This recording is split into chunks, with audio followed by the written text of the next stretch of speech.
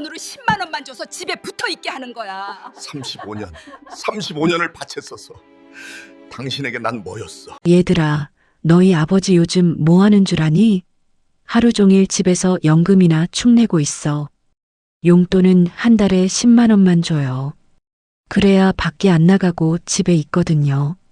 할아버지, 이제 회사 안 가세요? 할아버지 회사 다닐 때 멋있었는데. 35년을 바쳤는데 나는 당신한테 뭐였던 거야? 한국전력 35년 부산의 전기를 책임졌던 남자. 퇴직 후 그를 기다린 건 아내의 끝없는 구박이었습니다. 자녀들 앞에서 손주들 앞에서 조롱당한 그날 밤 68세 박철민은 인생 최대의 결단을 내립니다. 더 이상은 못 참겠다.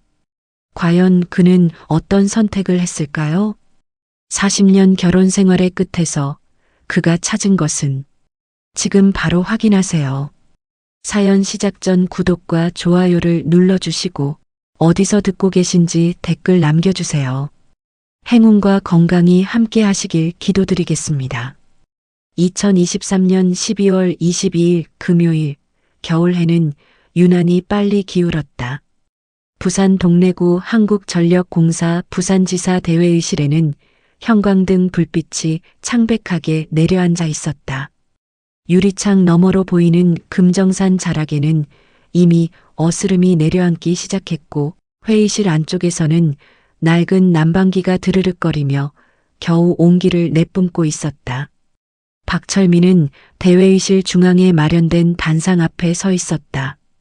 68, 머리카락은 절반 이상이 희끗희끗해졌고 이마에는 세월이 새겨놓은 깊은 주름이 패여 있었다.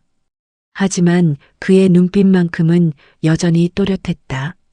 35회를 현장에서 보낸 사람 특유의 날카로움이 아직 남아 있었다. 회의실에는 30명 남짓한 동료와 후배들이 모여 있었다. 앞줄에는 함께 땀 흘리며 일했던 동기들이, 뒷줄에는 박철민이 직접 가르치고 키워낸 후배 기술자들이 앉아 있었다. 그들의 얼굴에는 축하와 아쉬움이 뒤섞인 복잡한 표정이 떠올라 있었다. 단상 위 스크린에는 박철민의 35년 경력이 사진과 함께 흘러가고 있었다. 1988년 입사 당시의 젊은 모습, 1990년대 초 부산 곳곳에 송전탑을 오르내리던 시절, 2003년 태풍 매미가 부산을 강타했을 때 불철주야 복구 작업에 매달리던 순간들. 사진 속 박철민은 늘 작업복 차림이었고 늘 무언가를 고치고 있었다. 박철민 부장님의 35년 공로를 기리며 이 공로패를 드립니다. 지사장이 금색 테두리에 공로패를 건넸다. 박철민은 두 손으로 공로패를 받아들었다. 묵직했다. 35년이라는 세월의 무게가 손바닥을 통해 전해지는 것 같았다. 회의실에 박수 소리가 울려 퍼졌다. 부산 정전 사태 때 48시간 불철주야 복구 작업, 후배 양성 300명 이상, 무사고 현장 관리 35년. 박 부장님은 우리 부산지사의 살아있는 전설입니다. 지사장의 찬사가 이어졌다. 박철민은 어색하게 고개를 숙여 인사했다. 칭찬을 받는 일에는 아직도 익숙해지지 않았다. 그는 늘 말보다는 손으로 일하는 사람이었다. 박철민의 머릿속에 문득 옛 기억이 스쳐 지나갔다. 1955년 부산 영도구의 좁은 단칸방에서 태어난 그는 가난한 선원 집안의 장남이었다. 아버지는 1년의 절반을 바다 위에서 보냈고 어머니는 자갈치 시장에서 생선을 팔며 세 남매를 키웠다. 어린 시절 박철민에게 전기란 신비로운 것이었다. 어두운 방에 불이 켜지는 순간 그는 마치 마법을 보는 것 같았다. 철민아, 너는 커서 뭐가 되고 싶노? 어머니가 물었던 적이 있었다. 12살 무렵이었다. 박철민은 망설임 없이 대답했다. 전기 만드는 사람이요. 어두운데 불 켜주는 사람. 어머니는 투박한 손으로 그의 머리를 쓰다듬어 주었다. 그 손의 온기가 아직도 생생했다. 고등학교를 졸업한 후 박철민은 낮에는 공사장에서 일하고 밤에는 부산공고 전기과 야간 과정을 다녔다. 잠은 하루에 4시간도 채 자지 못했다. 손은 늘 기름때에 절어 있었고 눈은 피로로 충혈되어 있었다. 하지만 그는 포기하지 않았다. 어둠을 밝히는 사람이 되겠다는 꿈 하나로 버텼다. 1988년 33살의 나이에 드디어 한국전력공사에 입사했다. 그날 집에 돌아와 어머니 영정 앞에 절을 올렸다. 어머니는 그가 입사하기 2년 전에 돌아가셨다. 아들의 한전 사원증을 보여드리지 못한 것이 평생의 한이었다. 박수 소리가 멈추고 후배들이 한 명씩 다가와 악수를 청했다. 선배님, 정말 존경합니다. 선배님 덕분에 제가 여기까지 올 수 있었어요. 부장님, 은퇴하셔도 가끔 얼굴 비춰주셔야 해요. 현장에서 막히면 누구한테 물어봅니까? 박철민은 후배들의 손을 하나하나 힘주어 잡아주었다. 거친 손이었다. 현장에서 잔뼈가 굵은 사람들 특유의 손. 그 손들을 느끼며 박철민은 35년이라는 세월이 헛되지 않았음을 느꼈다. 퇴직식이 끝나고 간단한 다과회가 이어졌다. 후배들이 준비한 케이크 위에는 박철민 부장님 퇴직을 축하합니다라는 글씨가 쓰여 있었다. 박철민은 케이크를 자르며 생각했다. 이제 진짜 시작이다.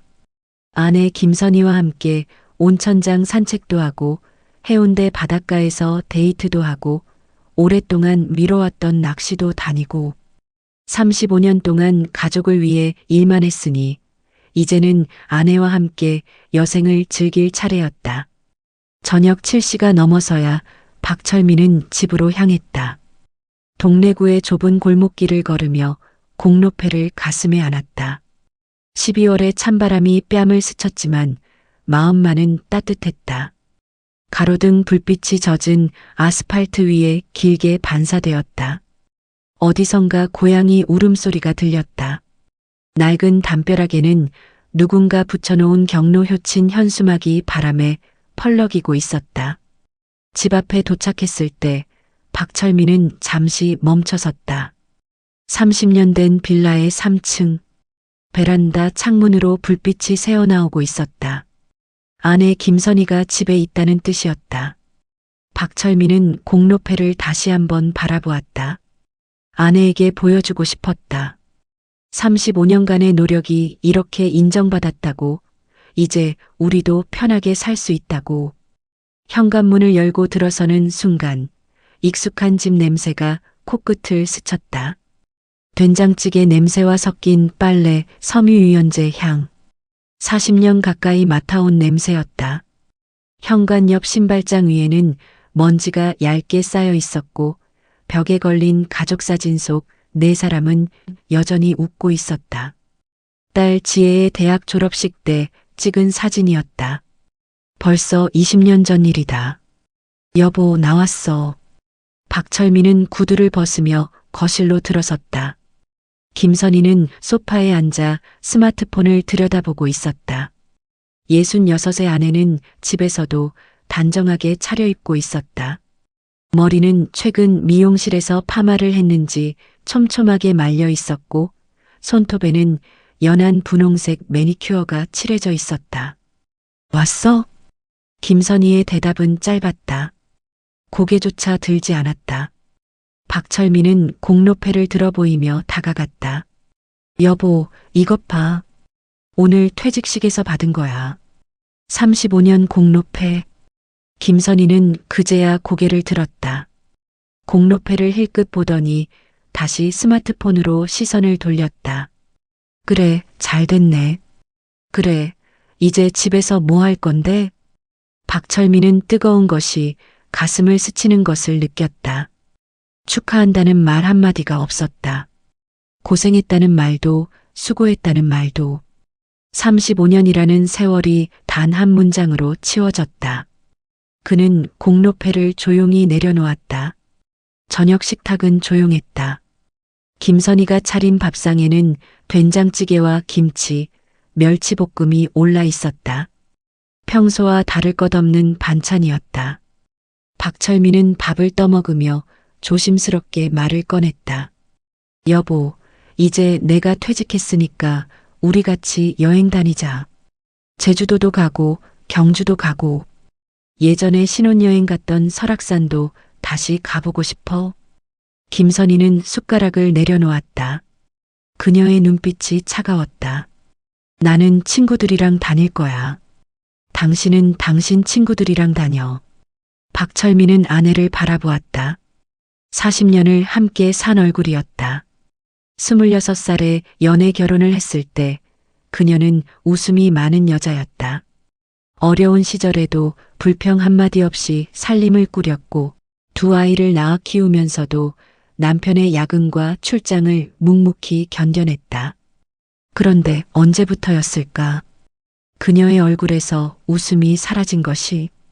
박철민은 그것을 알아차리지 못했다. 아니, 알면서도 모른 척했는지도 몰랐다.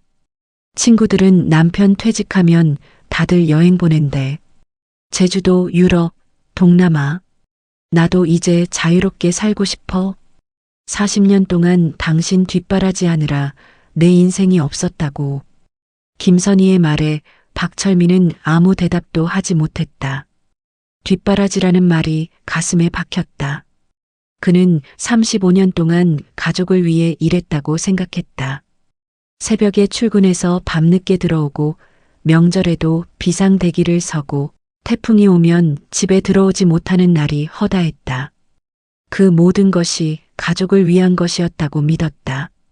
그런데 아내에게 그것은 뒷바라지였을 뿐인가. 그날 밤 박철민은 잠을 이루지 못했다. 천장의 형광등 자국을 바라보며 생각했다. 35년 동안 가족을 위해 일했는데 이제 시작인데 왜 이렇게 마음이 무거울까? 옆에서 김선희는 등을 돌리고 누워 있었다. 그녀의 등이 낯설게 느껴졌다.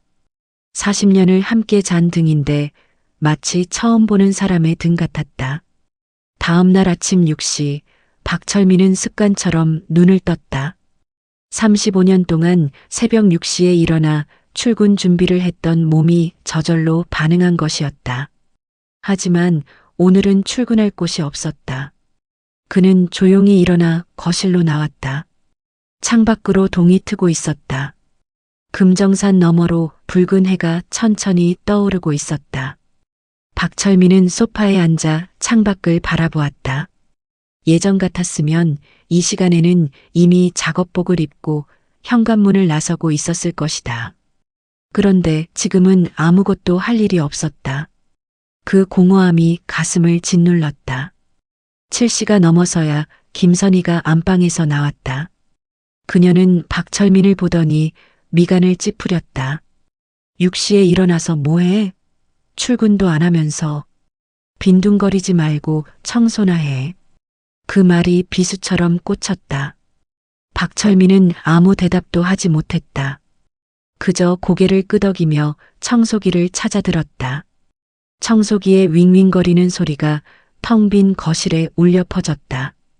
박철민은 청소기를 밀며 생각했다. 이것이 내 퇴직 후 첫날 아침이구나. 창밖에서는 여전히 해가 떠오르고 있었다. 하지만 박철민에게 그 아침 햇살은 조금도 따뜻하게 느껴지지 않았다. 가슴 한구석에서 무언가가 천천히 무너져 내리고 있었다. 그것이 무엇인지 박철민은 아직 알지 못했다. 다만 어제까지의 삶과 오늘부터의 삶이 완전히 다를 것이라는 예감만이 서늘하게 스며들고 있었다. 퇴직 2주차 박철민의 하루는 완전히 달라져 있었다. 35년 동안 새벽 6시에 일어나 출근하던 몸은 여전히 그 시간에 눈을 떴지만 이제 그를 기다리는 것은 현장이 아니라 텅 빈 거실이었다. 창밖으로 아직 어둠이 깔려있는 시간, 박철민은 소파에 앉아 멍하니 시계를 바라보곤 했다. 초침이 째깍거리는 소리가 유난히 크게 들렸다. 김선희는 대개 8시가 넘어서야 일어났다.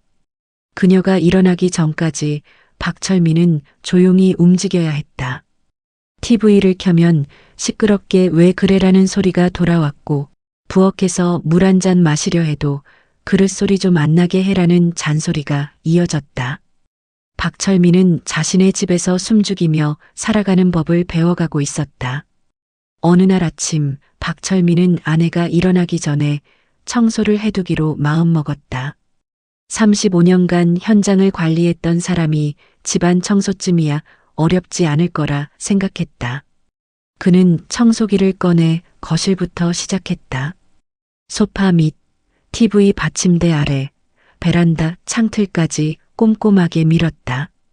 땀이 이마에 송골송골 맺힐 때쯤 김선희가 안방에서 나왔다. 이게 청소야? 김선희의 첫마디였다. 박철민은 청소기를 든 채 아내를 바라보았다. 응, 당신 일어나기 전에 해놓으려고.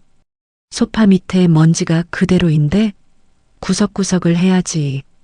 이렇게 대충 하면 안 한 것만 못해.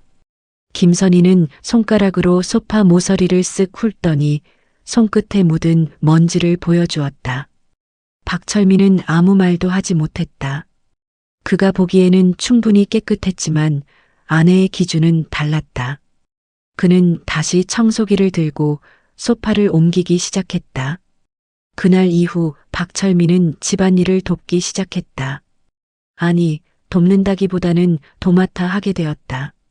청소, 빨래, 설거지. 35년간 현장에서 전선을 다루고 송전탑을 오르내리던 손이 이제는 걸레와 행주를 쥐고 있었다. 하지만 무엇을 해도 김선희의 반응은 차가웠다. 빨래를 개어 옷장에 넣어두면 이렇게 개면 어떡해? 주름이 지잖아라는 말이 돌아왔다. 설거지를 하면 그릇에 물기가 남았잖아. 다시 닦아라는 지적이 이어졌다. 박철민은 처음에는 미안한 마음에 다시 하고 또 다시 했다. 하지만 시간이 지날수록 그 미안함은 서서히 다른 감정으로 변해갔다. 내가 뭘 잘못했을까? 박철민은 밤마다 천장을 바라보며 생각했다. 35년 동안 성실하게 일했다. 월급은 한 푼도 빼지 않고 아내에게 맡겼다. 술도 거의 마시지 않았고 도박도 하지 않았다. 바람을 피운 적도 없었다. 그런데 왜 이렇게 대우받아야 하는 걸까? 김선희의 일상은 박철민과는 정반대였다. 그녀는 실버 언니들이라 부르는 친구 모임을 만들어 거의 매일 외출했다. 월요일은 등산, 수요일은 쇼핑, 금요일은 카페 투어. 그녀의 SNS에는 행복한 사진들이 가득했다. 웃음 짓는 얼굴, 예쁜 카페에서 찍은 음식 사진, 산 정상에서의 인증샷. 하지만 그 사진들 어디에도 박철민의 모습은 없었다. 어느 날 저녁 박철민은 조심스럽게 물었다. 여보, 나도 같이 가면 안 될까? 등산이든 카페든. 김선희는 TV를 보던 시선을 돌리지도 않았다. 당신은 친구 없어? 여자들끼리 만나는데 남자가 왜 끼어들어? 집에서 쉬어. 그 말에 박철민은 입을 다물었다. 친구. 그 단어가 가슴에 걸렸다. 35년간 회사에 다니면서 친구라고 부를 수 있는 사람이 몇이나 있었던가. 동료들은 있었지만 퇴근 후에 따로 만나 술 한잔하는 사이는 아니었다. 명절마다 연락하는 고향 친구들이 있긴 했지만 부산에 사는 친구는 거의 없었다. 박철민은 문득 자신이 얼마나 외로운 사람인지 깨달았다. 혼자 남겨진 집에서 박철민은 TV를 켜보았다. 하지만 어떤 프로그램도 재미가 없었다. 뉴스는 우울했고 드라마는 유치했고 예능은 시끄러웠다. 책을 읽으려 해도 몇 페이지를 넘기지 못하고 덮어버렸다. 집중이 되지 않았다. 머릿속에는 온통 아내의 차가운 말투와 표정만 맴돌았다. 박철민의 35년 경력은 집에서 아무런 쓸모가 없었다. 한국전력공사 부산지사 전기기술부장. 그 직함은 현관문을 나서는 순간 사라졌다. 집안에서 그는 그저 밥 축내는 퇴직자일 뿐이었다.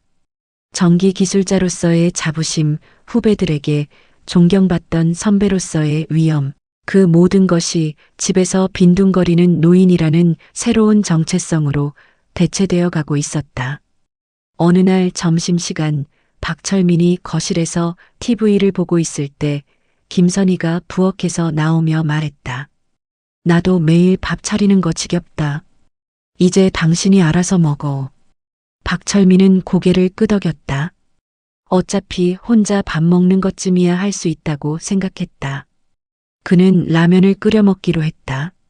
냄비에 물을 붓고 면과 스프를 넣고 계란 하나를 톡 깨뜨려 넣었다.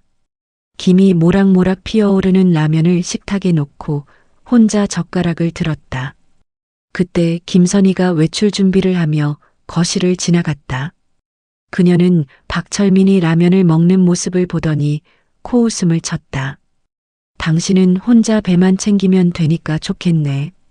나는 친구들 만나러 간다. 현관문이 쾅 닫혔다. 박철민은 라면 국물을 떠먹다가 멈췄다. 눈앞이 흐려졌다. 뜨거운 김 때문인지 다른 이유 때문인지 알 수 없었다. 그는 젓가락을 내려놓고 한참을 그 자리에 앉아 있었다. 라면이 불어퍼질 때까지. 박철민에게는 오랫동안 꿈꿔왔던 취미들이 있었다. 젊었을 때부터 좋아했던 낚시, 배우고 싶었던 기타, 아버지가 즐기셨던 서예. 퇴직하면 이런 것들을 하나씩 시작해보리라 마음먹었었다. 하지만 현실은 달랐다. 낚시? 또 돈 쓰러 나가는 거야? 박철민이 낚시 도구를 살펴보고 있을 때 김선희가 말했다. 그녀의 목소리에는 날이 서 있었다. 그냥 가끔 바다에 나가서 연금으로 우리 둘이 살아야 하는데 낚시 간다고 기름값에 밥값에 얼마나 들겠어. 쓸데없는 생각하지 마. 박철민은 입을 다물었다. 며칠 뒤 그는 기타 학원 전단지를 보며 혼자 웃었다. 어린 시절부터 기타를 배우고 싶었지만 형편이 안 됐다. 이제라도 배워볼까 싶었다. 기타 학원비, 이 나이에 뭘 배워? 김선희는 전단지를 낚아채듯 집어들었다. 그 돈이면 생활비에 보태지. 손가락도 굳었을 텐데 무슨 기타야. 박철민은 전단지를 돌려달라는 말도 하지 못했다. 김선희는 전단지를 구겨 쓰레기통에 버렸다. 그 소리가 유난히 크게 들렸다. 서예도 마찬가지였다. 박철민이 문방사호 가격을 알아보고 있을 때 김선희가 다가왔다. 서예 용품?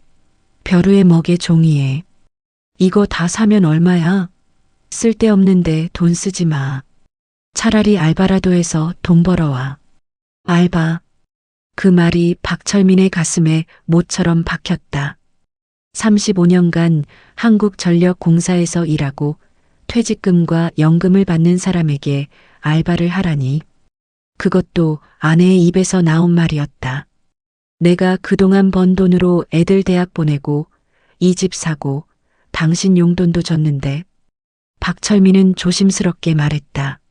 하지만 김선희는 콧방귀를 뀌었다.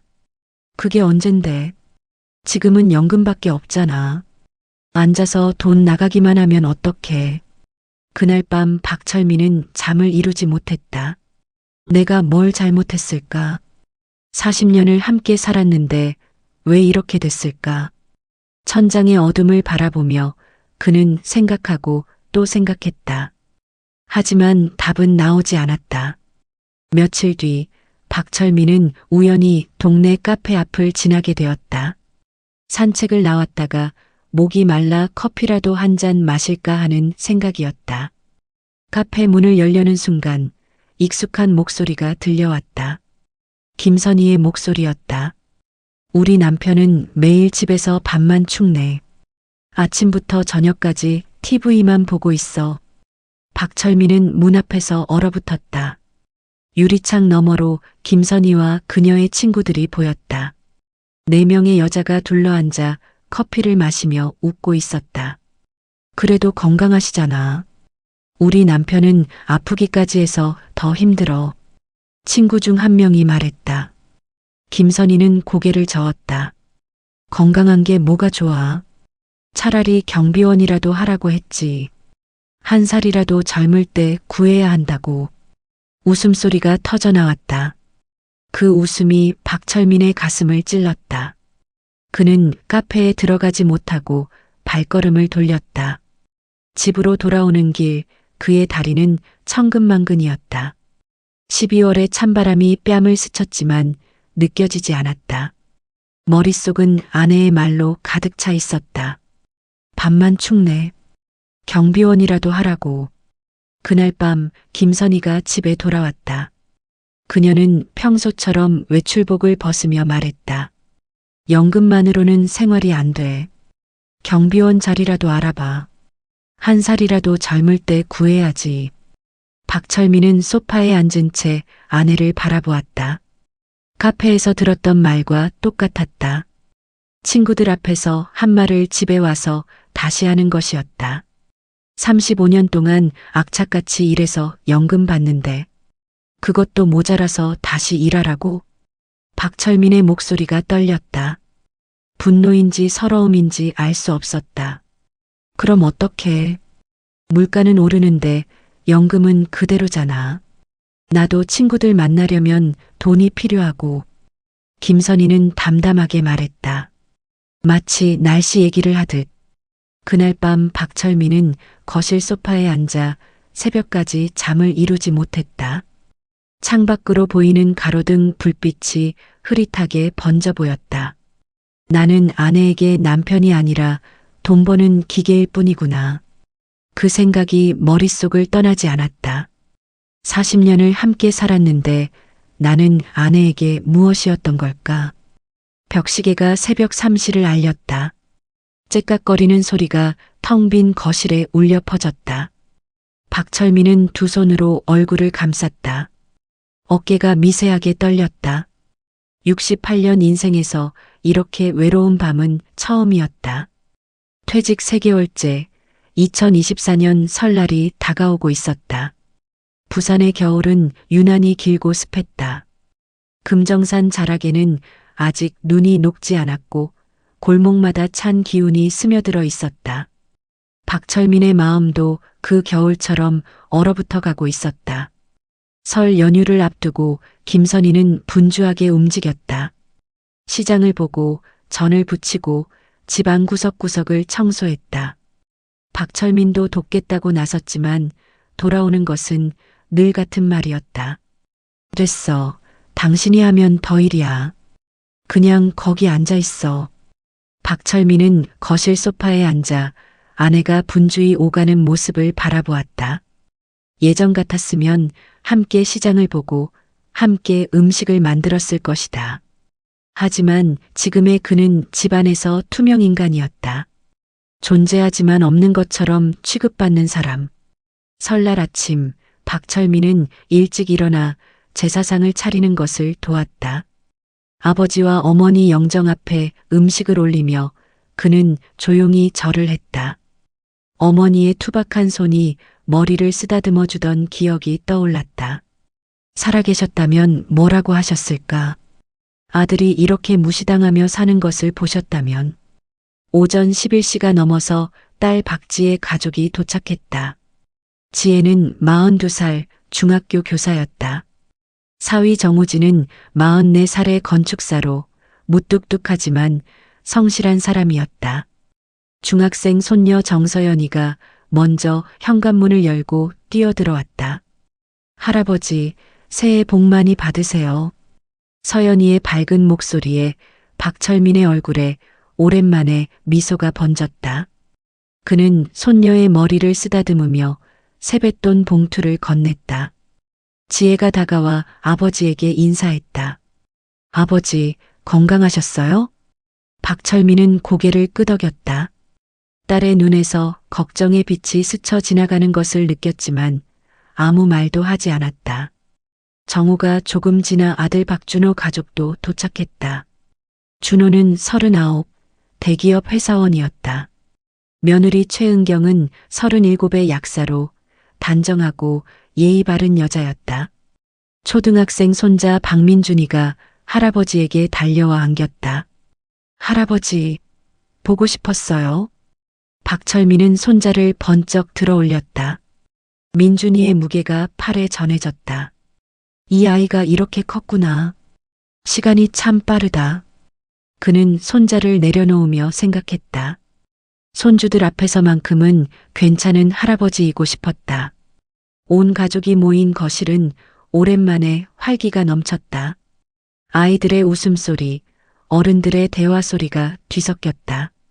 김선희는 부엌에서 음식을 내오며 분주하게 움직였고 지혜와 은경이 거들었다. 박철민은 사위, 아들과 함께 소파에 앉아 차를 마셨다. 장인어른, 퇴직하시고 어떠세요? 좀 쉬실만 하세요? 사위 정우진이 조심스럽게 물었다. 박철민은 잠시 머뭇거렸다. 뭐, 적응 중이지. 그 짧은 대답에 얼마나 많은 것이 숨겨져 있는지 아무도 몰랐다. 점심 식사 시간이 되었다. 넓은 식탁에 온 가족이 둘러앉았다. 갈비찜, 잡채, 전, 나물 등 푸짐한 음식들이 차려져 있었다. 김선희의 솜씨는 여전했다. 아이들이 맛있다며 먹는 모습에 어른들도 덩달아 웃음이 났다. 그때였다. 화기애애한 분위기 속에서 김선희가 갑자기 입을 열었다. 얘들아, 너희 아버지 요즘 뭐 하는 줄 아니? 박철민은 젓가락을 든 채 동작을 멈췄다. 심장이 덜컥 내려앉는 느낌이었다. 김선희는 아랑곳하지 않고 말을 이었다. 하루 종일 집에만 있어. 연금이나 축내면서 말이야. 식탁 위로 찬바람이 스치는 것 같았다. 아이들은 무슨 말인지 몰라 고개를 갸웃거렸고 어른들은 어색하게 시선을 피했다. 딸 지혜가 입술을 깨물며 고개를 숙였다. 아들 준호의 얼굴이 굳어졌다. 내가 없으면 밥 한 끼도 못 챙겨 먹어. 라면만 끓여 먹고. 정말 지겨워 죽겠다. 김선희의 목소리에는 한숨과 짜증이 섞여 있었다. 마치 오래 참아왔던 불만을 쏟아내는 것 같았다. 박철민은 아무 말도 하지 못했다. 목구멍에 무언가가 걸린 것처럼 말이 나오지 않았다. 침묵이 식탁을 덮었다. 숟가락 부딪히는 소리만 어색하게 울렸다. 그때 손녀 서연이가 순진한 눈으로 물었다. 할아버지, 이제 회사 안 가세요? 할아버지 회사 다닐 때 멋있었는데. 그 말이 박철민의 가슴을 꿰뚫었다. 손녀의 눈에 비친 자신의 모습이 어떤 것인지 문득 궁금해졌다. 예전에는 한국전력공사에서 일하는 멋진 할아버지였다. 정전이 나면 달려가서 고치는 슈퍼맨 같은 존재. 그런데 지금은 집에서 밥만 축내는 무능한 노인? 박철민은 입술을 달싹거렸지만 대답하지 못했다. 김선희가 대신 말했다. 할아버지, 이제 은퇴하셨어. 집에서 쉬시는 거야. 그 말투에는 묘한 비꼼이 섞여 있었다. 서연이는 고개를 끄덕였지만 뭔가 이상하다는 표정이었다. 박철민은 젓가락을 내려놓았다. 더 이상 음식이 넘어가지 않았다. 식사가 끝나고 아이들은 거실에서 놀았다. 어른들은 과일을 먹으며 이런저런 이야기를 나눴다. 박철민은 한쪽 구석에 앉아 창밖을 바라보았다. 베란다 너머로 흐린 하늘이 보였다. 곧 눈이 올 것 같았다. 오후 3시가 넘어서 현관 초인종이 울렸다. 김선희가 자리에서 일어나며 말했다. 아, 왔나 보다. 오늘 친구들이 온다고 했지? 박철민은 고개를 돌렸다. 친구들? 설날에? 김선희는 현관문을 열었다. 4명의 중년 여성이 웃으며 들어왔다. 실버 언니들 모임 멤버였다. 어머, 선희야. 새해 복 많이 받아. 애들도 다 왔네. 어머, 손주들 많이 컸다. 왁자지껄한 분위기 속에서 박철민은 불안한 예감이 들었다. 김선희가 설날에 친구들을 집으로 부른 이유가 뭘까? 그 답은 곧 밝혀졌다. 자, 다들 앉아. 오늘 우리 모임 주제가 뭐였지? 퇴직 남편 관리법. 김선희가 밝은 목소리로 말했다. 친구들이 킬킬거리며 웃었다. 박철민은 온몸이 굳어버리는 것을 느꼈다. 심장이 뚝 하고 떨어지는 느낌이었다. 선희야, 남편 관리 어떻게 해? 우리 남편은 말을 안 들어서 미치겠어. 친구 중 한 명이 물었다. 김선희는 박철민 쪽을 힐끗 보더니 말했다. 우리 남편? 아침마다 청소시키고 용돈은 한 달에 10만 원만 줘요. 그래야 밖에 안 나가고 집에 있어요. 웃음소리가 터져나왔다. 박철민의 얼굴이 화끈거렸다. 자녀들도 손주들도 다 듣고 있는 자리였다. 딸 지혜의 얼굴이 창백해졌고 아들 준호는 주먹을 불끈 쥐었다. 하지만 아무도 나서지 못했다. 경비원이라도 하라고 했더니 아직 안 하네요. 계속 압박해야죠. 김선희의 말에 친구들이 또 웃었다. 박철민은 그 자리에 앉아 마치 전시물처럼 구경거리가 되었다. 35년간 부산의 전기를 책임졌던 기술자, 후배 300명을 양성한 선배, 태풍이 와도 밤새 복구 작업을 하던 남자. 그 모든 것이 이 순간 조롱거리로 전락했다. 나는 사람이 아니라 관리 대상이구나. 박철민은 속으로 중얼거렸다. 40년을 함께 산 아내가 자신을 이렇게 생각하고 있었다니. 그것도 자녀들과 손주들 앞에서, 친구들 앞에서 대놓고. 손자 민준이가 다가와 박철민의 손을 잡았다. 할아버지, 왜 그래요? 아파요? 박철민은 억지로 미소를 지었다. 아이의 눈에는 걱정이 가득했다. 그 순수한 눈을 보니 더 견디기 힘들었다. 아니야, 할아버지 괜찮아. 민준이 저기 가서 누나랑 놀아. 손자를 보내고 박철민은 조용히 자리에서 일어났다. 아무도 그가 일어나는 것을 눈치채지 못했다. 김선희와 친구들은 여전히 퇴직 남편 관리법에 대해 떠들고 있었고 자녀들은 불편한 표정으로 앉아 있었다. 박철민은 베란다로 나갔다.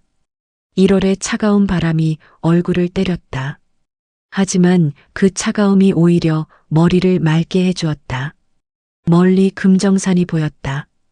희뿌연 구름이 산 정상을 감싸고 있었다. 곧 눈이 내릴 것 같았다. 박철민은 두 손으로 난간을 잡았다. 손이 떨렸다. 분노인지 서러움인지 알 수 없었다. 아마 둘 다였을 것이다.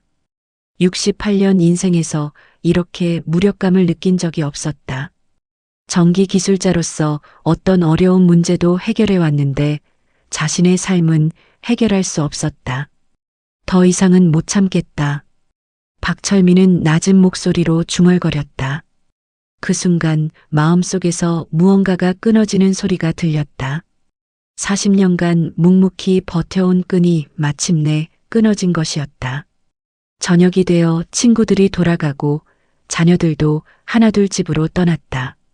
딸 지혜가 떠나기 전 아버지의 손을 꼭 잡았다. 아버지, 많이 힘드시죠? 죄송해요. 아무 말도 못해서. 지혜의 눈에 눈물이 고여 있었다. 박철민은 딸의 손을 토닥였다.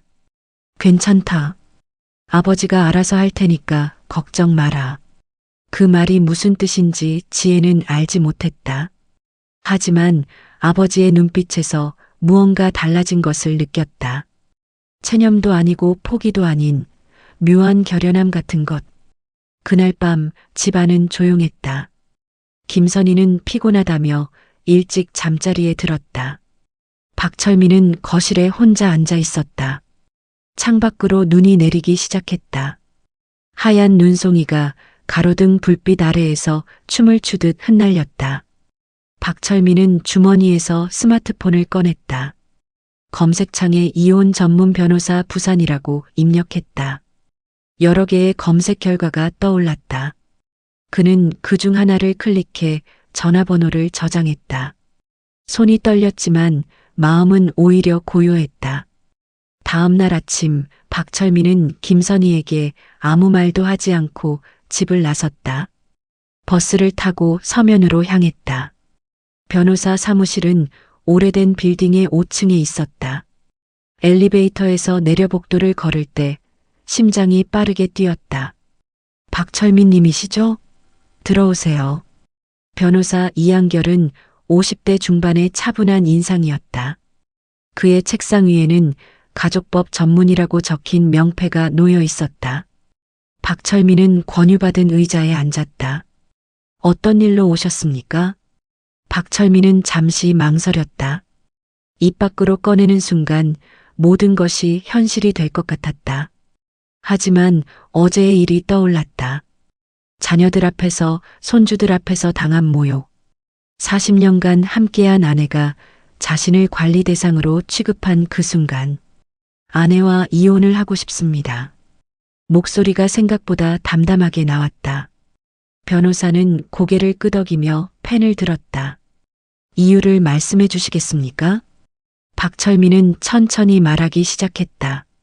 퇴직 후 시작된 구박과 무시, 취미 생활조차 허락받지 못하는 일상, 친구들 앞에서 조롱거리가 된 것, 그리고 어제 가족들 앞에서 당한 모욕까지. 말하다 보니 3개월간의 일들이 쏟아져 나왔다. 변호사는 조용히 듣다가 말했다. 결혼 기간이 40년이시군요. 재산 분할은 기본적으로 절반씩 나누게 됩니다.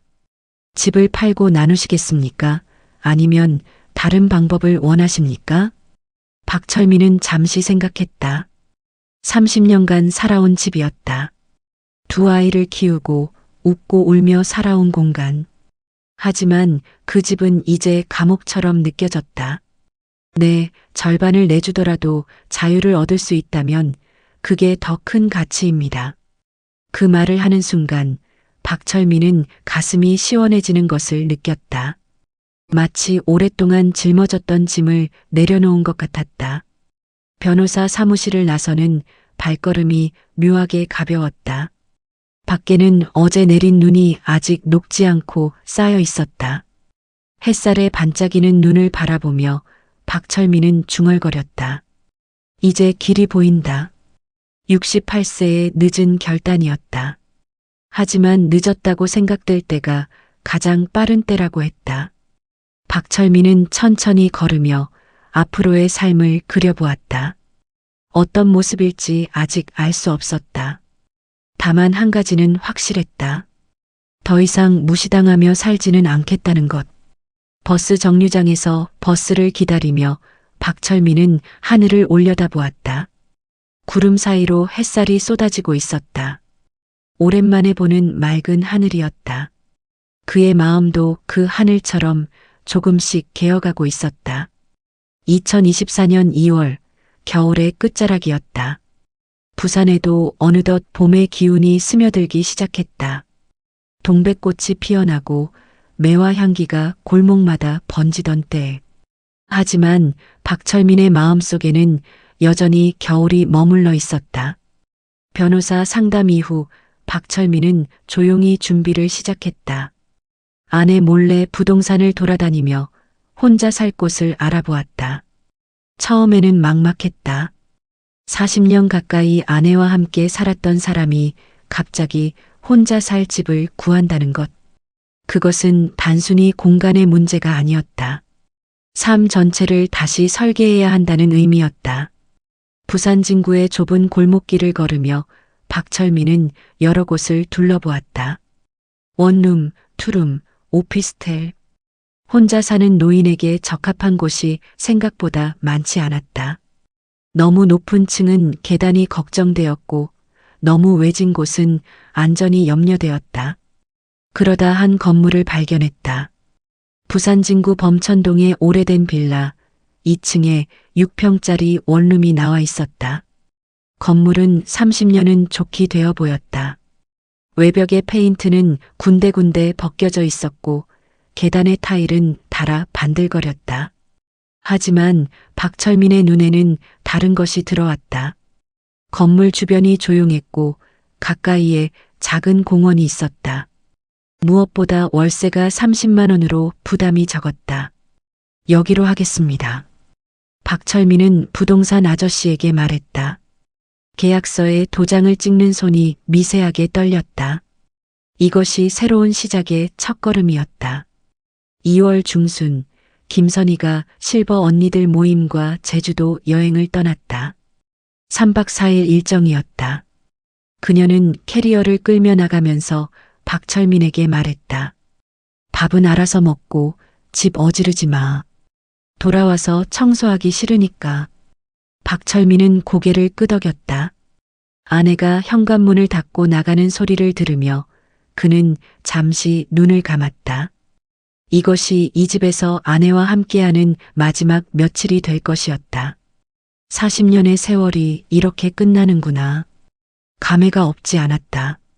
하지만 후회는 없었다. 김선희가 떠난 그날 저녁 박철민은 딸 지혜에게 전화를 걸었다. 손이 떨렸다. 아이들에게 이혼 이야기를 꺼내는 것이 쉽지 않았다. 전화벨이 3번 울린 후 지혜의 목소리가 들려왔다. 아버지, 무슨 일이세요? 이 시간에 전화 주시다니. 박철민은 잠시 말을 고르다가 천천히 입을 열었다. 지혜야, 아버지가 할 말이 있다. 중요한 이야기니까 끝까지 들어다오. 전화기 너머로 긴장한 기척이 느껴졌다. 지혜는 아무 말 없이 기다렸다. 엄마와 이혼을 생각하고 있어. 그 한마디를 내뱉는데 온 힘을 다했다. 전화기 너머로 긴 침묵이 흘렀다. 5초, 10초, 어쩌면 그보다 더 길었을지도 모른다. 박철민은 딸의 반응을 기다렸다. 비난이 돌아올까? 만류가 돌아올까? 아니면 울음이 터질까? 아버지. 지혜의 목소리가 떨렸다. 하지만 그 안에는 박철민이 예상했던 비난이나 원망이 없었다. 아버지가 그렇게 말씀하신다면 얼마나 오랫동안 생각하셨을지 알 것 같아요. 설날 때 보면서 저도 마음이 너무 아팠어요. 박철민의 눈시울이 뜨거워졌다. 딸이 알고 있었구나. 아니, 어쩌면 진작부터 알고 있었는지도 모른다. 부모의 불편한 관계를, 아버지가 받는 상처를.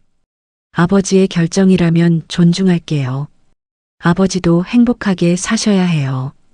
그동안 너무 참으셨잖아요.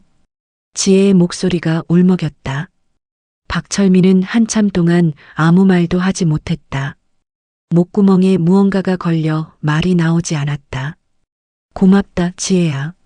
아버지가 미안하다. 그게 전부였다. 더 이상의 말은 필요 없었다. 딸의 이해와 지지가 박철민에게는 그 무엇보다 큰 힘이 되었다.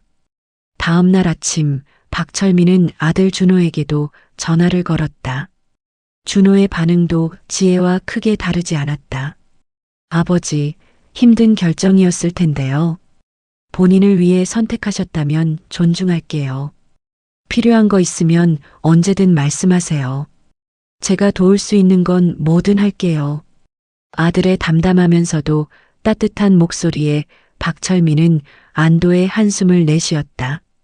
자식들에게 짐이 되지 않을까 걱정했는데 오히려 아이들이 아버지를 걱정하고 있었다. 그동안 부모의 불편한 관계를 지켜보며 아이들도 마음고생이 적지 않았을 것이다. 김선희가 제주도에서 돌아온 것은 일요일 저녁이었다.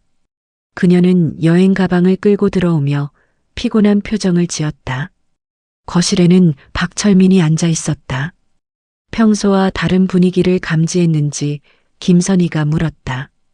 왜 그래? 무슨 일 있어? 박철민은 천천히 자리에서 일어났다. 40년을 함께한 아내의 얼굴을 바라보았다. 한때는 그토록 사랑했던 얼굴이었다. 젊었을 때의 웃음, 아이들을 키우며 나누었던 행복, 어려운 시절을 함께 버텨낸 동지애. 그 모든 것이 스쳐 지나갔다. 하지만 지금은 달랐다. 그 얼굴에서 더 이상 온기를 느낄 수 없었다. 선희 씨, 할 말이 있어. 박철민의 목소리는 담담했다. 김선희는 눈을 가늘게 뜨며 남편을 바라보았다. 이혼하고 싶어? 그 세 글자가 거실의 공기를 얼어붙게 했다. 김선희의 표정이 순간적으로 굳었다.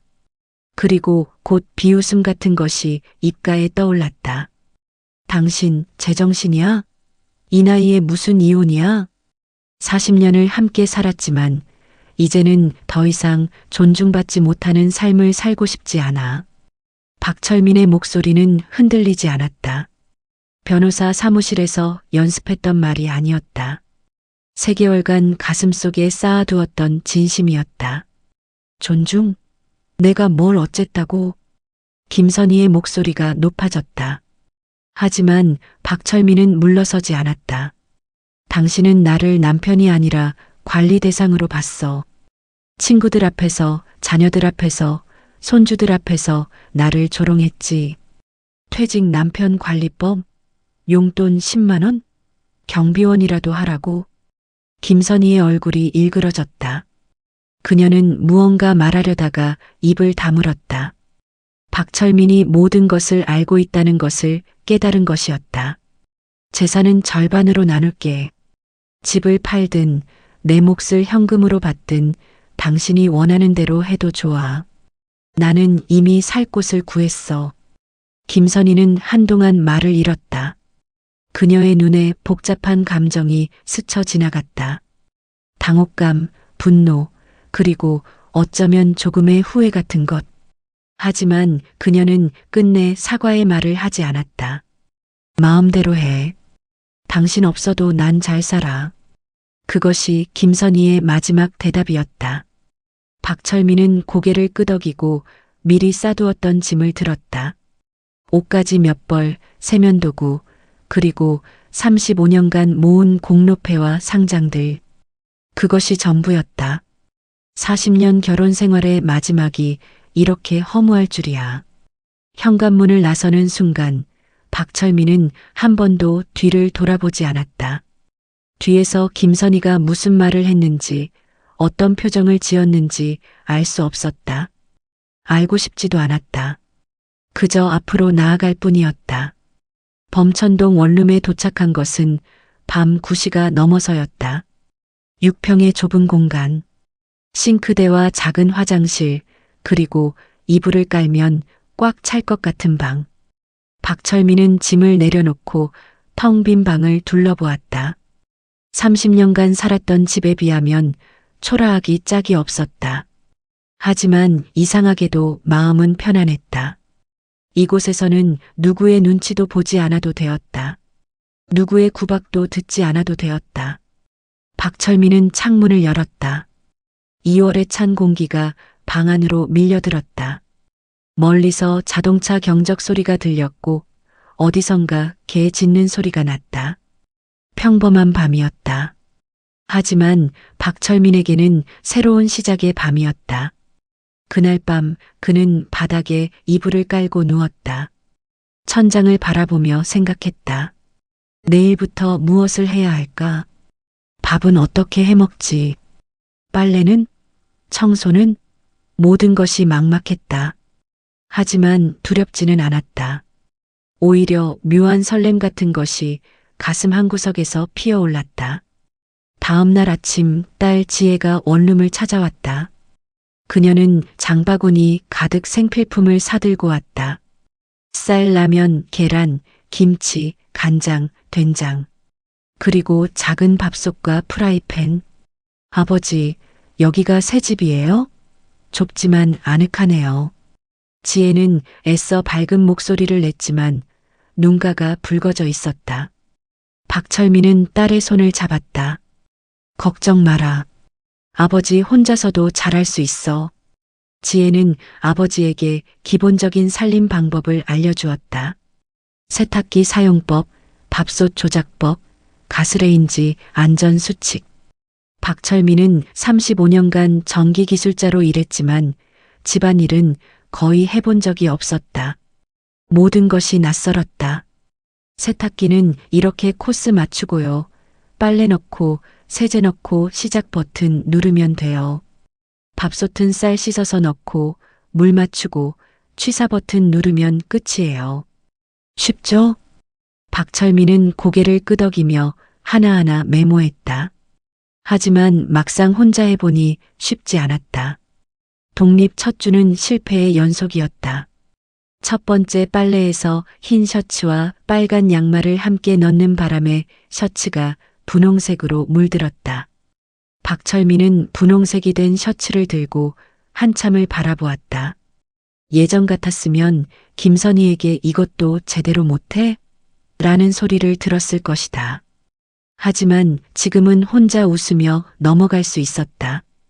다음엔 색깔별로 나눠야겠구나. 밥을 짓는 것도 쉽지 않았다. 첫 번째 시도에서는 물을 너무 많이 넣어 죽처럼 질퍽해졌다. 두 번째 시도에서는 물이 적어 밥이 딱딱했다. 세 번째가 되어서야 겨우 먹을 만한 밥이 됐다. 라면은 자신 있었다. 혼자 있을 때 몇 번 끓여 먹었으니까. 하지만 이번에는 불 조절을 잘못해 국물이 넘쳐 가스레인지가 엉망이 되었다. 끈적거리는 국물을 닦으며 박철민은 쓴웃음을 지었다. 35년간 송전탑 오르내리던 사람이 라면 하나 제대로 못 끓이다니. 청소도 서툴렀다. 청소기가 익숙하지 않아 구석구석 먼지가 쌓였다. 화장실 청소는 더 힘들었다. 변기소를 어떻게 쓰는지, 욕실 곰팡이는 어떻게 제거하는지 몰랐다. 유튜브에서 혼자 사는 법을 검색해 영상을 보며 하나씩 배워나갔다. 하지만 이 모든 실패가 박철민을 힘들게 하지는 않았다. 오히려 배우는 과정이 즐거웠다. 누군가의 눈치를 보지 않아도 되니 마음이 가벼웠다. 실수해도 다음엔 잘해야지라고 스스로를 다독일 수 있었다. 그것이 얼마나 큰 자유인지 박철민은 처음 알았다. 독립 2주째 되던 날 저녁이었다. 박철민이 저녁을 먹고 TV를 보고 있는데 갑자기 복도에서 비명소리가 들렸다. 아이고, 불이야. 누구 없어요? 박철민은 벌떡 일어나 현관문을 열었다. 3층에서 연기가 피어오르고 있었다. 타는 냄새가 코를 찔렀다. 그는 본능적으로 계단을 뛰어 올라갔다. 35년간 현장에서 다져진 몸이 저절로 움직였다. 3층 복도에는 흰 연기가 자욱했다. 한문이 열려 있었고 그 안에서 할머니 한 분이 우왕좌왕하고 있었다. 이순자 72세. 이 건물에 혼자 사는 독거노인이었다. 할머니, 괜찮으세요? 무슨 일이에요? 박철민이 방 안으로 들어섰다. 연기의 근원지는 벽면의 콘센트였다. 누전으로 인한 합선이었다. 콘센트 주변이 까맣게 그을려 있었고 아직도 연기가 피어오르고 있었다. 아이고, 갑자기 콘센트에서 불꽃이 튀더니 연기가. 어떡해요, 어떡해. 할머니는 공포에 질려 손을 부들부들 떨고 있었다. 박철민은 침착하게 주변을 살폈다. 35년간의 경험이 자동으로 작동했다. 할머니, 진정하세요. 제가 처리할게요. 박철민은 먼저 현관 옆 배전반으로 향했다. 두꺼비 집을 열고 해당 회로의 차단기를 내렸다. 전원이 차단되자 콘센트에서 나오던 연기가 서서히 멈췄다. 그는 다시 방으로 돌아와 콘센트 상태를 확인했다. 노후화된 배선이 문제네요. 접촉 불량으로 과열이 생긴 거예요. 박철민은 주머니에서 항상 가지고 다니던 작은 공구 세트를 꺼냈다. 드라이버와 펜치, 절연 테이프, 전기 기술자의 습관이었다. 어디를 가든 기본 공구는 몸에 지니고 다녔다. 15분 만에 응급 수리가 완료되었다. 손상된 배선을 임시로 처리하고 절연 테이프로 안전하게 감쌌다. 완벽한 수리는 아니었지만 당장의 위험은 제거한 것이었다. 할머니, 일단 급한 불은 껐어요. 하지만 전체 배선 점검이 필요해요. 내일 제가 다시 와서 꼼꼼히 살펴볼게요. 이순자 할머니는 박철민의 손을 꼭 잡았다. 눈에 눈물이 글썽거렸다. 아이고, 정말 고맙습니다. 덕분에 큰일 날 뻔했네요. 아저씨 아니었으면 어쩔 뻔했어요. 그 사이 소란을 듣고 다른 주민들도 모여들었다. 1층에 사는 젊은 부부, 4층의 중년 남자, 옆 건물에서 온 아주머니까지. 그들은 연기가 자욱했던 복도가 깨끗해진 것을 보며 놀라워했다. 어떻게 이렇게 빨리 고치셨어요? 젊은 부부의 아내가 물었다. 박철민은 쑥스럽게 웃었다. 제가 한전에서 35년 일했거든요. 전기 쪽은 좀 압니다. 한전이요? 와, 대단하시다. 우리 건물에 전기 전문가가 계셨네요. 주민들의 감탄과 박수가 이어졌다. 박철민은 얼굴이 화끈거렸다. 오랜만에 느끼는 뿌듯함이었다. 퇴직 후 3개월간 쓸모없는 사람으로 취급받았던 그가 지금 이 순간만큼은 다시 가치 있는 존재가 된 것 같았다. 할머니, 내일 아침에 다시 올게요. 오늘 밤은 그 콘센트 쓰지 마시고 다른 데서 주무세요. 박철민은 할머니에게 당부하고 자신의 방으로 돌아왔다. 좁은 원룸이 유난히 따뜻하게 느껴졌다. 그는 창가에 서서 밤하늘을 올려다보았다. 별은 보이지 않았지만 가슴속에는 작은 빛이 켜진 것 같았다. 내 기술이 아직도 쓸모가 있구나. 박철민은 낮은 목소리로 중얼거렸다. 35년간 쌓아온 경험과 기술이 단 15분 만에 한 사람의 위험을 막아냈다. 그것은 돈으로 환산할 수 없는 가치였다. 김선희가 쓸모없다고 했던 그 기술이 누군가에게는 생명줄이 될 수 있었다. 그날 밤 박철민은 오랜만에 깊은 잠에 들었다. 꿈속에서 그는 다시 젊은 시절로 돌아가 있었다. 송전탑 위에서 부산 시내를 내려다보던 그 시절. 땀에 젖은 작업복, 기름때 묻은 손, 하지만 가슴 가득한 자부심. 그 꿈이 따뜻했다. 다음 날 아침 박철민은 약속대로 이순자 할머니 집을 찾았다. 그리고 꼼꼼하게 전체 배선을 점검했다. 예상대로 집 전체의 배선이 노후화되어 있었다. 언제 또 사고가 날지 모르는 상태였다. 할머니, 전체 재배선이 필요해요. 제가 시간 날 때 조금씩 해드릴게요. 비용은 걱정 마시고요. 아이고, 그럼 어떡해요. 돈도 없는데. 괜찮아요. 제가 봉사하는 거예요. 할머니 같은 분들 돕는 게 제 기술 쓰는 가장 좋은 방법이에요. 박철민의 말에 이순자 할머니의 눈에 다시 눈물이 고였다. 주름진 손으로 박철민의 손을 꼭 잡았다. 고맙습니다. 정말 고마워요. 하느님이 보내주신 천사 같아요. 천사라는 말에 박철민은 쑥스럽게 웃었다. 하지만 가슴 한구석이 따뜻해지는 것을 느꼈다.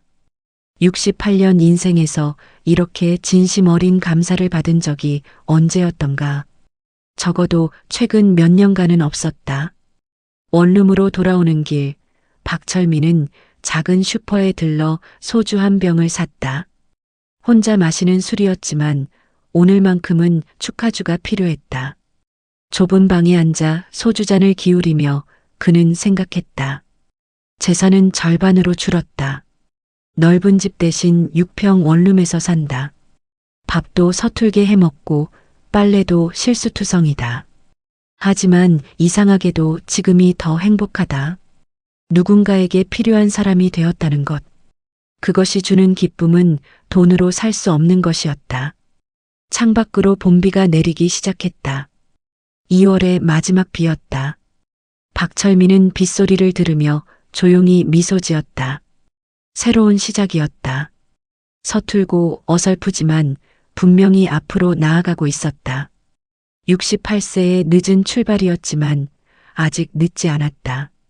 소주잔을 내려놓고 박철민은 메모장을 펼쳤다.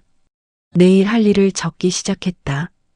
이순자 할머니 집 배선 작업, 세탁 연습, 된장찌개 만들어 보기.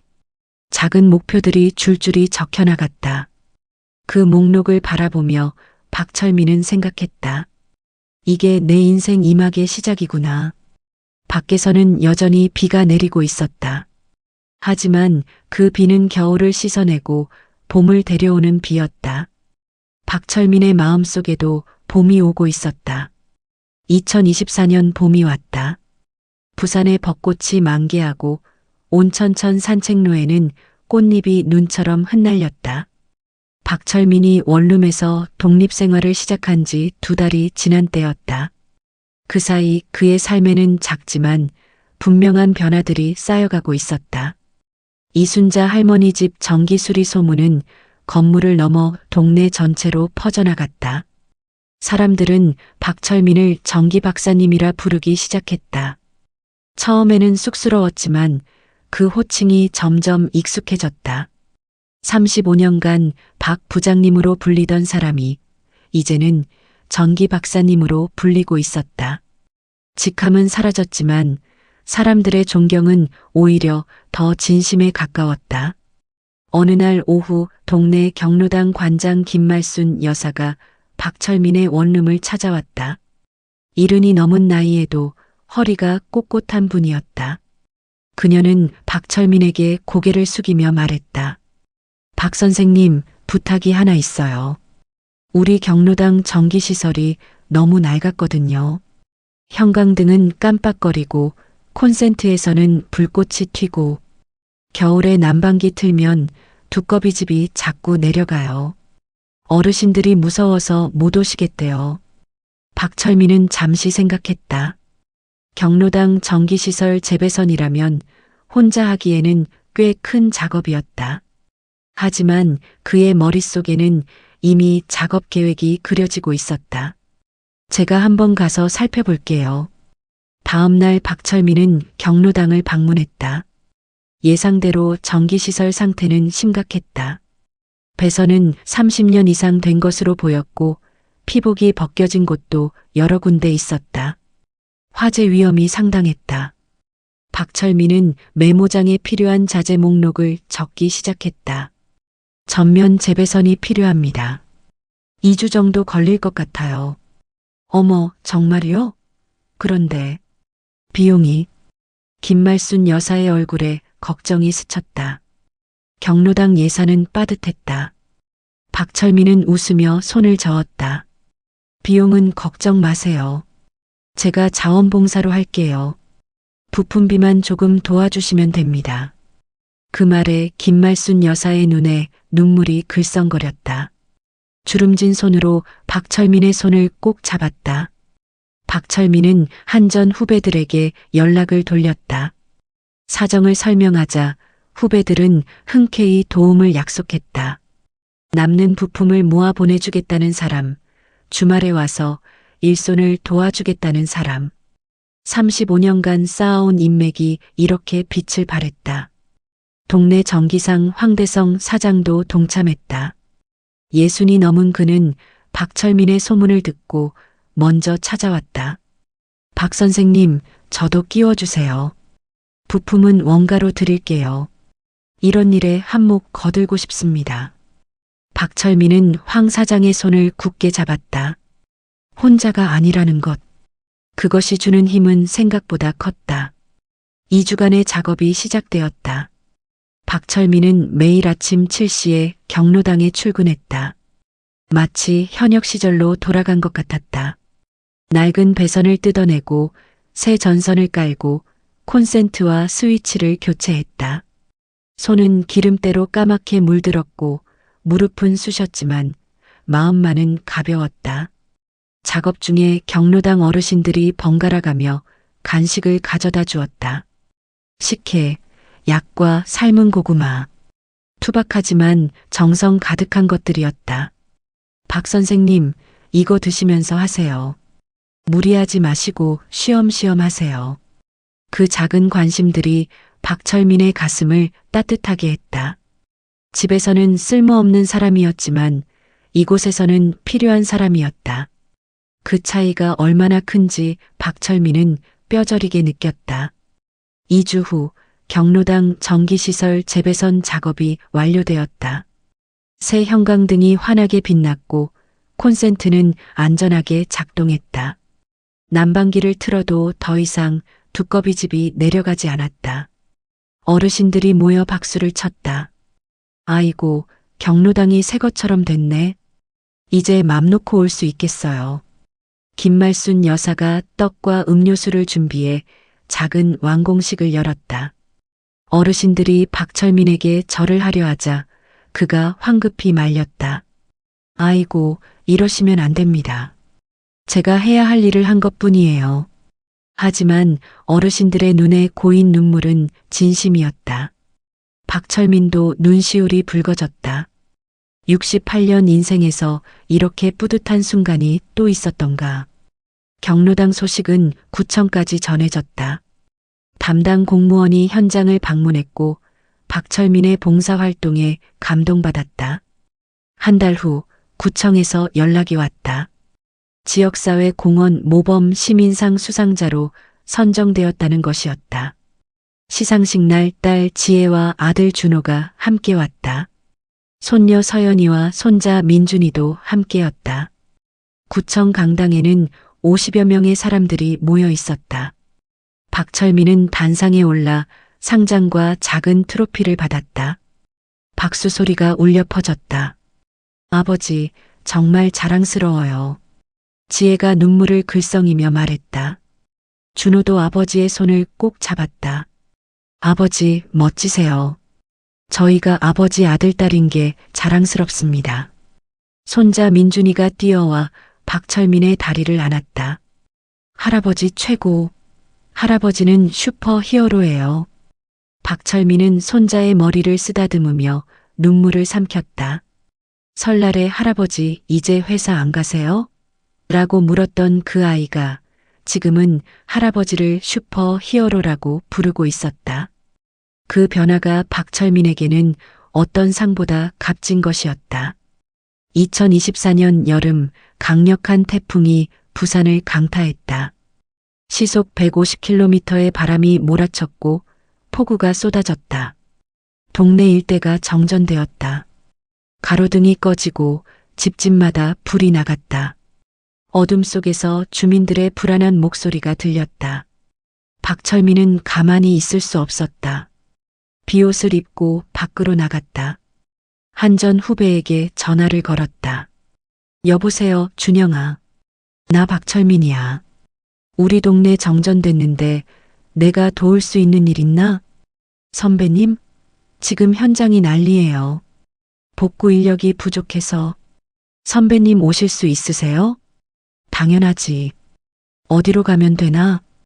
박철민은 빗속을 뚫고 복구 현장으로 향했다.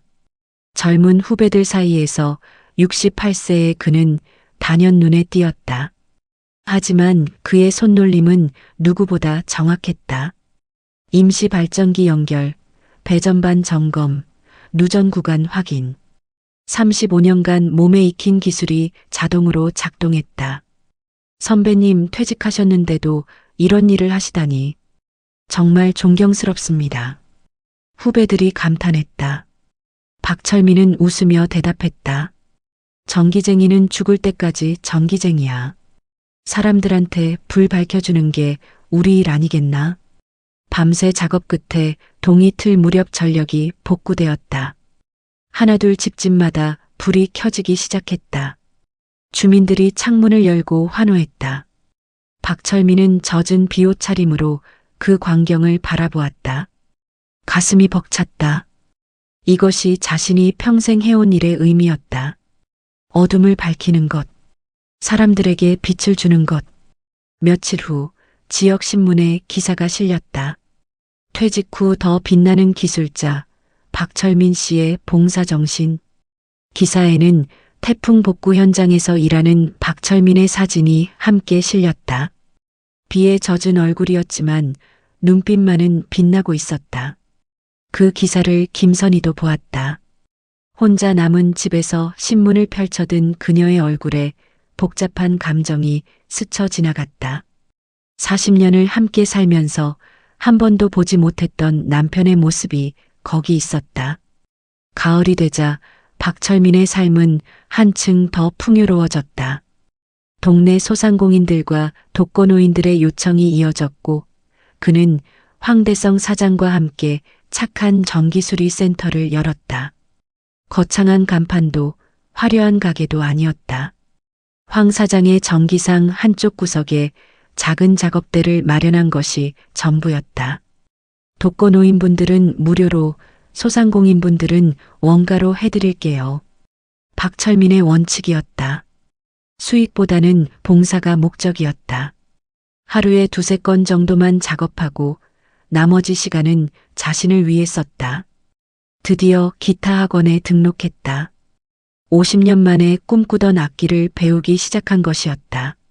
젊은 학생들 사이에 앉아 도레미파솔을 익히는 68세의 노인. 어색했지만 행복했다. 손가락이 굳어 코드 잡기가 힘들었지만 조금씩 소리가 나기 시작했다. 서예 교실도 다니기 시작했다. 아버지가 즐기셨던 서예. 어린 시절 아버지 곁에서 먹가는 냄새를 맡던 기억이 떠올랐다. 조용히 먹을 갈고 붓을 잡는 시간은 명상과도 같았다. 마음이 고요해졌다. SNS도 시작했다. 손녀 서연이가 가르쳐 주었다. 할아버지, 이렇게 사진 찍고 여기 눌러서 글 쓰면 돼요. 쉽죠? 처음에는 어색했지만 일상을 기록하는 재미가 쏠쏠했다. 기타 연습하는 모습, 서예 작품, 경로당에서 봉사하는 사진. 사람들의 좋아요와 응원합니다. 댓글에 하루 종일 기분이 좋았다. 가족관계도 달라졌다. 딸, 아들과 따로 만나는 시간이 늘어났다. 예전에는 명절에나 얼굴을 봤지만 지금은 한 달에 2~3번은 만났다. 지혜가 맛집을 찾아 함께 식사하자고 했고 준호는 주말에 드라이브를 가자고 했다. 손녀 서연이는 할아버지의 기타 연습을 듣고 싶다고 했다. 박철민은 서툰 솜씨로 동요 한 곡을 연주했다. 음이 틀리고 박자가 어긋났지만 서연이는 진심으로 박수를 쳤다. 할아버지, 대박이에요. 완전 멋있어요. 손자 민준이는 할아버지를 따라 공구를 만지작거렸다. 드라이버 잡는 법, 전선 구분하는 법을 가르쳐 주었다. 아이의 눈이 반짝반짝 빛났다. 할아버지, 나도 커서 전기 고치는 사람 될래요. 박철민은 손자의 머리를 쓰다듬으며 웃었다. 자신의 기술이, 자신의 삶이 다음 세대에게 이어지는 것 같아 가슴이 뭉클했다. 경제적으로는 예전보다 빠듯했다. 재산의 절반을 나누었으니 당연한 일이었다. 하지만 연금과 센터 수입으로 충분히 생활할 수 있었다. 비싼 음식 대신 집에서 해먹는 요리의 재미를 알았고 취미 활동비를 쓸 때 누구의 눈치도 보지 않아도 되는 자유가 있었다. 2025년 봄 박철민은 69이 되었다. 독립한 지 1년이 지난 때였다. 그 사이 그의 삶은 완전히 달라져 있었다. 매일 아침 6시에 일어나 공원을 산책했다. 새소리를 들으며 깊게 숨을 들이쉬는 것으로 하루를 시작했다. 건강도 좋아졌다. 혈압이 안정되었고 잠도 깊이 잤다. 어느 맑은 봄날 오후 박철민은 동네 시장에 장을 보러 갔다. 제철 나물과 생선을 사려는 것이었다. 요즘은 요리하는 재미에 푹 빠져 있었다. 유튜브로 요리 영상을 보며 새로운 메뉴에 도전하는 것이 일상의 즐거움이었다. 시장 골목을 걷다가 박철민은 걸음을 멈췄다. 저 앞에 익숙한 뒷모습이 보였다. 파마 머리, 단정한 옷차림. 김선이었다. 심장이 잠시 빠르게 뛰었다. 1년 만에 보는 얼굴이었다. 이혼 후 단 한 번도 마주친 적이 없었다. 피해야 할까? 아니면 그냥 지나쳐야 할까? 박철민은 잠시 망설였다. 그때 김선희가 뒤를 돌아보았다. 두 사람의 눈이 마주쳤다. 어색한 침묵이 흘렀다. 시장의 소음이 멀게 느껴졌다. 김선희가 먼저 다가왔다. 그녀의 얼굴에는 1년 전과는 다른 무언가가 있었다. 날카로움이 줄었고 어딘가 부드러워진 것 같았다. 당신, 오랜만이네. 김선희의 목소리도 달라져 있었다. 차갑지 않았다. 박철민은 고개를 끄덕였다. 응, 오랜만이야. 잠시 침묵이 흘렀다. 서로 무슨 말을 해야 할지 몰랐다. 40년을 함께 살았지만 지금은 남보다 못한 사이가 되어 있었다. 신문에 나온 거 봤어. 태풍 때 복구 작업한 거, 지역사회 공헌상 받은 것도. 김선희가 말했다. 박철민은 어깨를 으쓱했다. 그냥 내가 할 수 있는 일을 한 것뿐이야.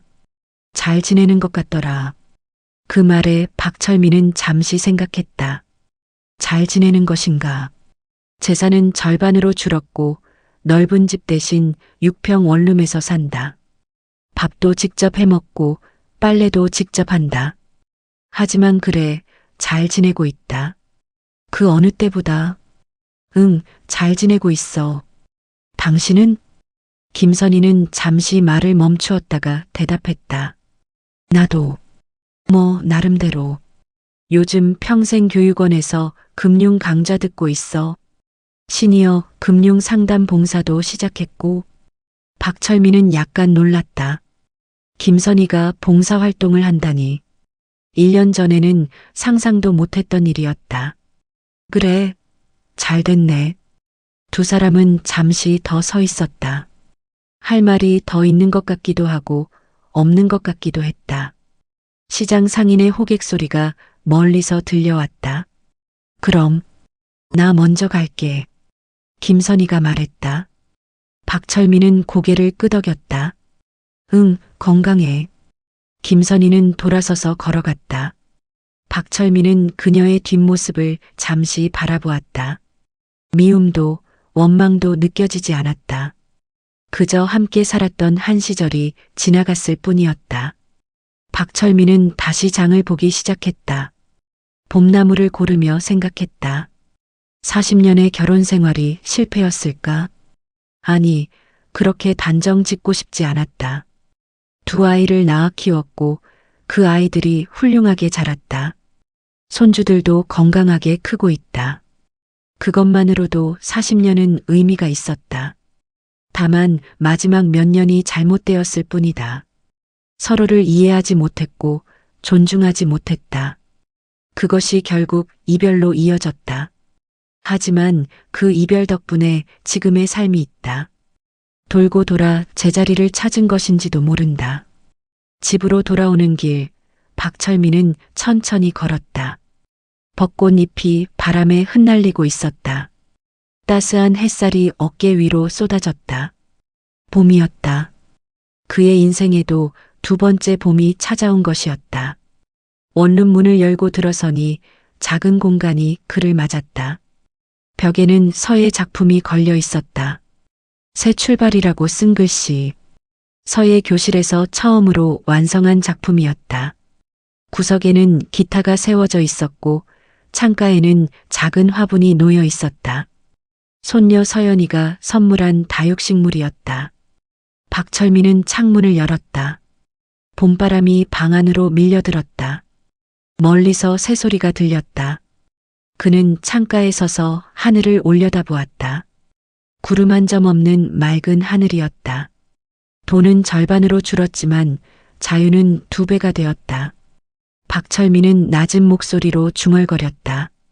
그것이 지난 1년간 배운 가장 큰 교훈이었다. 재산의 크기가 행복을 결정하는 것이 아니었다. 자신을 존중하는 삶, 자신이 필요한 곳에서 쓰임받는 삶.